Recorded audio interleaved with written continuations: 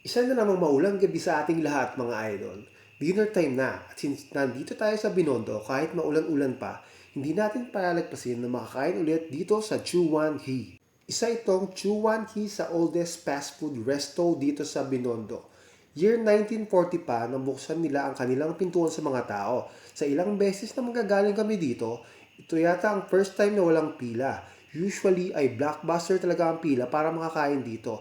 Inabot nga kami na mahigit isang oras sa pagpila namin no last time na nandito kami.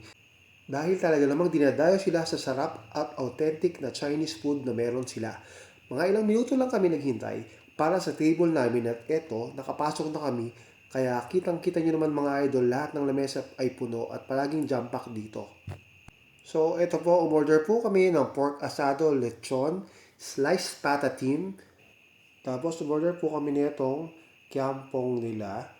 And kumuha din po tayo ng hakaw, ayan po mga idol, and yung kanilang siomai. And ito pong mga in-order natin is hindi pa natin natitikman, so iba yung in-order natin dati kaysa ngayon. At syempre, yung ating hinahanap-hanap at matagal na nating kine-crave mga idol is eto na po, umuusok-usok pa po at ito po yung kanilang Xiaolong Bao mga idol. Yan po, napakasarap niyan mga idol. Juicy inside. And yan po yung kanyang sauce. And 15 minutes din po namin hintay yan. And umorder po kami ng drinks, mga idol, yung mango shake at black gulaman. So, ayan po.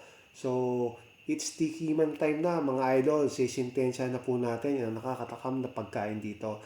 So, at first, ayan, tinikman po natin ang kanilang siomai, mga idol. Siyempre. At, siyempre, kapartner niyan, isusubo po tayo ng kanilang rice na ang tinatawag nila is kiampong. So, next natin is yung tinatawag nilang sliced patatim. Ako idol, napakasarap niyan. Masasabi ko, talaga namang the best mga idol. Siyempre, hindi natin palalampasin tikman itong kanilang hakaw. Isasawsaw natin yan sa toyo, chili sauce, at calamansi. Ayan mga idol, talagang mapapakilig ka sa sarap. At syempre, mga idol, umorder tayo ng drinks. Ako, pinili ko itong mango shake nila. So, ayan, tinikman natin. Siyempre, mga idol, siyempre, dami tayong nakain. At yan, may kumukuha-kuha pa sa gilid natin. At hindi natin palalampasin itong Star of the Night. Ang ating kine-crave na Xiaolong Bao, mga idol. So, hawak ko na po yung sauce ng Xiaolong Bao. Pero sa loob po, may sauce din yan sa loob. So, ayan po mga idol. Napakainit po niyan. Kaya, kita nyo naman medyo napaso tayo ng konti. So ayun mga idol, overall satisfied po kami sa lahat ng in-order namin. Dumating kaming gutom na gutom at umalis kaming busog na busog. Bundat sa kabusugan. Thank you mga idol, ingat tayo at ayos na.